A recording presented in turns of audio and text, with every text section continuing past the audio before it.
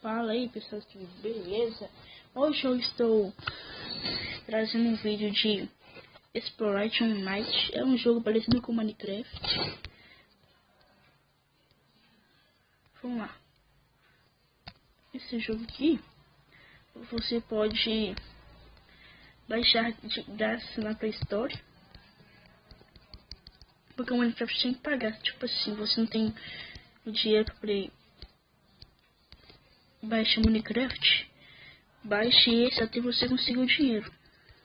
Que esse jogo aqui também é muito bom, porém só tem o criativo. Deixa eu entrar no menu.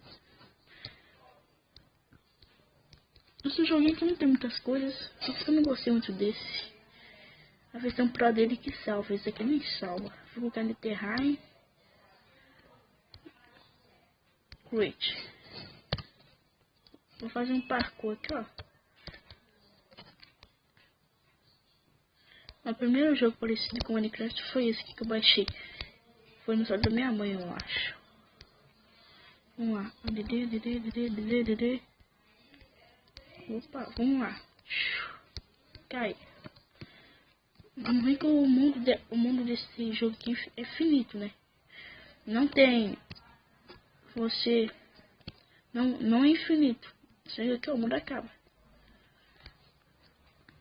Aí você cai. É isso que eu acho ruim desse jogo.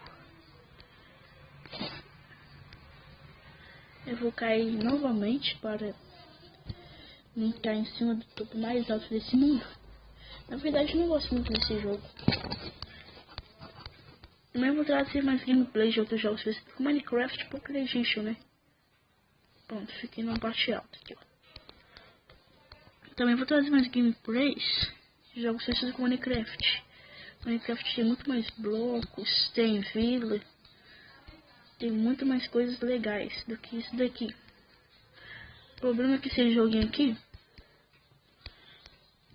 não tem objetivo. Minecraft tem que ter, ué. Minecraft na 0.2 vai ter poções, vai ter experiência. Eu estou um pouco mais alto aqui. Eu vou pular lá embaixo outra vez para fazer uma coisa, para me marcar meu respawn.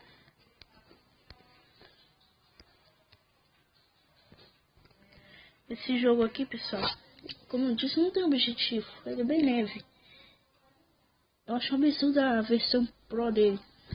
Para acessar 2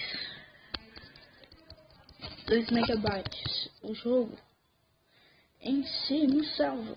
A única coisa que adiciona nele é que salva.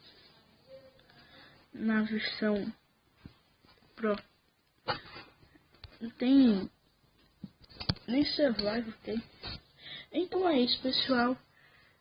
Esse vídeo vai ficar por aqui porque eu não tenho que mostrar pra vocês nesse jogo. Então é isso. Falou e tchau.